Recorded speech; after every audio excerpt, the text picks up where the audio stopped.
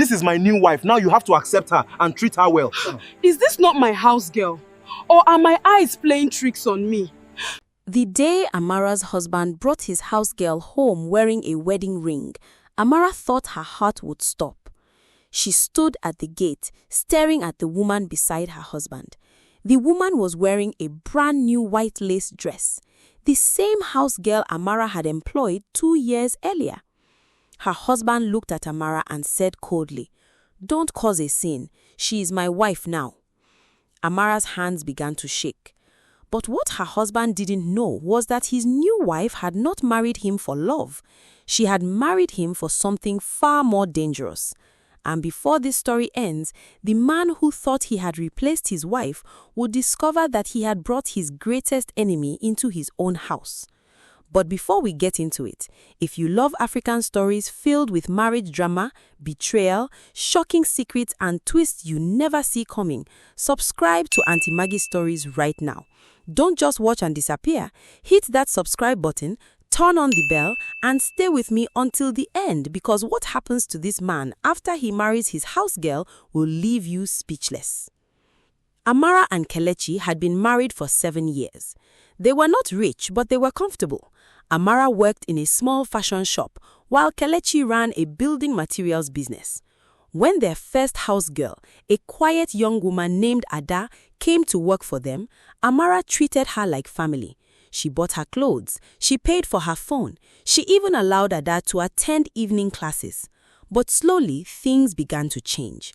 Kelechi started coming home late. He stopped eating Amara's food. Whenever Amara entered the room, he would quickly turn off his phone. Then one evening, Amara found Ada standing in Kelechi's bedroom.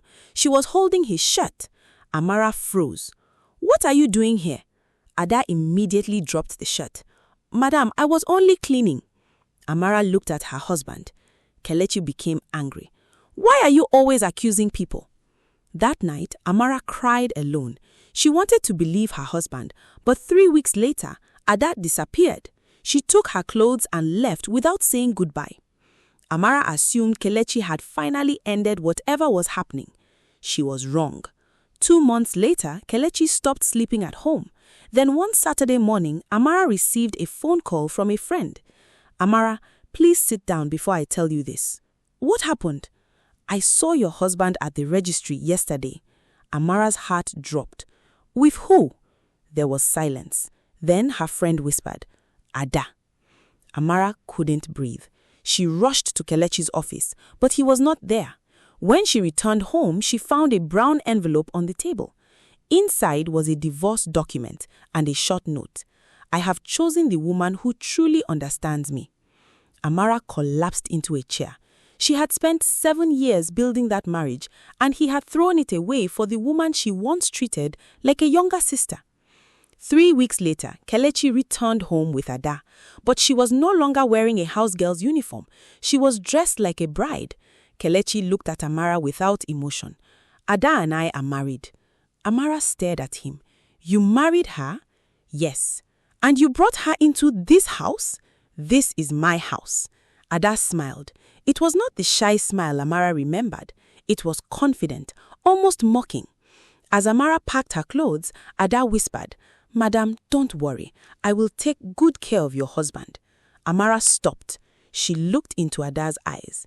Then she said quietly, "You have no idea what you just married."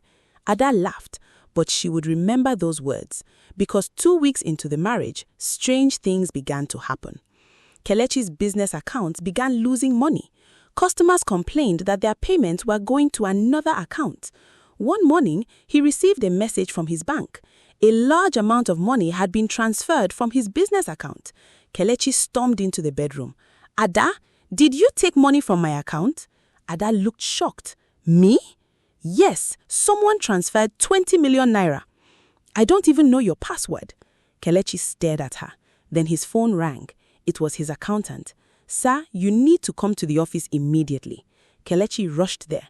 But when he arrived, he found police officers waiting.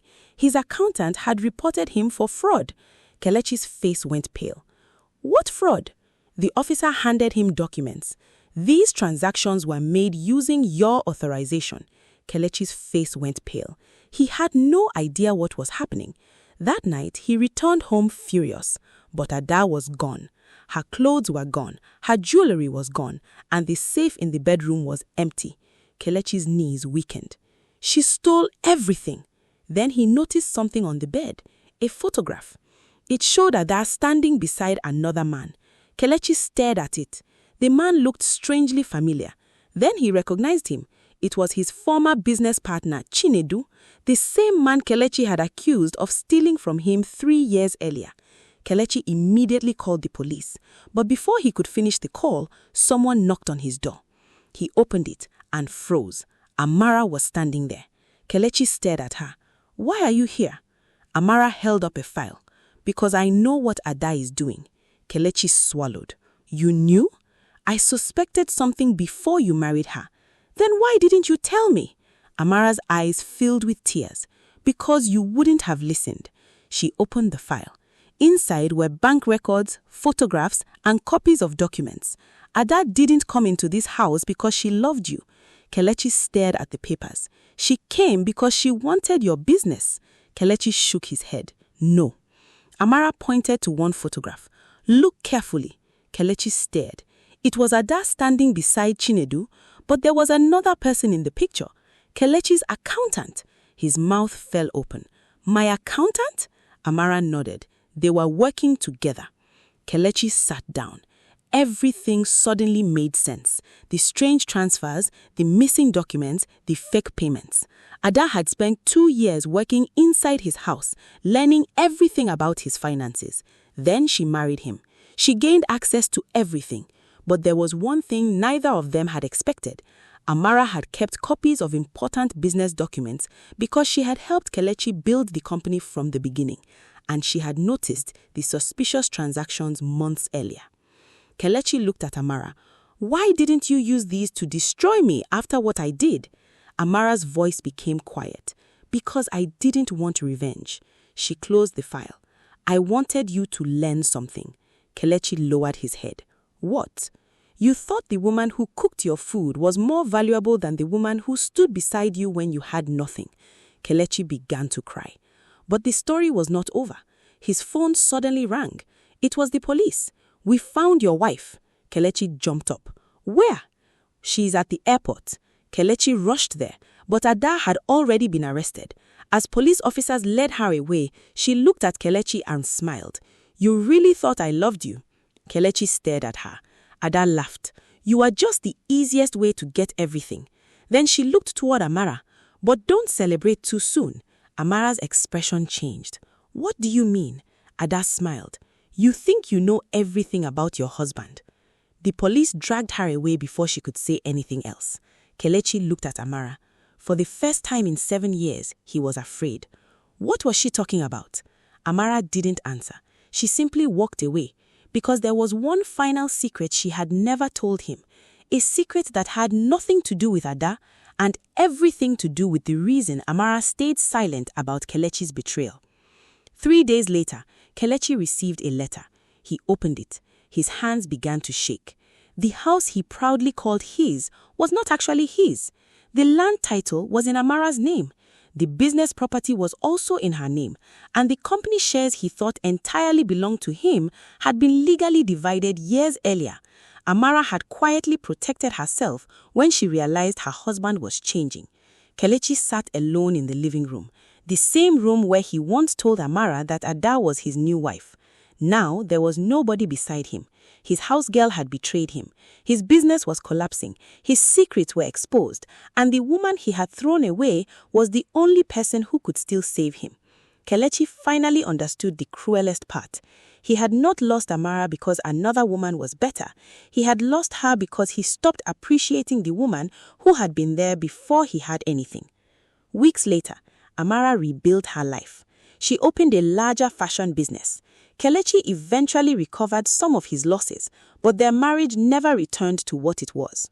One evening, he visited Amara. He stood outside her new shop. "Amara," he said, "I am sorry." She looked at him. "I know. I destroyed everything." Amara smiled sadly. "No, Kelechi. You destroyed it when you believed someone else would value you more than the person who already did." He lowered his head, and this time there was nothing he could say. Because sometimes the person you replace is not the person you should have lost. And sometimes the person you bring into your home is the very person who destroys everything you spent building. But if you think Ada's betrayal was the biggest twist in this story, remember one thing: Amara knew more than she ever told her husband. And that is why she walked away with her dignity while everyone else lost everything. If this story kept you hooked, don't just leave without subscribing. Subscribe to Aunty Maggie Stories now. Hit the bell and join us for more African stories filled with betrayal, family drama, secrets, and twists. And please, share this story with someone who loves serious African drama. Because here at Aunty Maggie Stories, the next story may start with a simple marriage, but you never know what secret is waiting behind the door.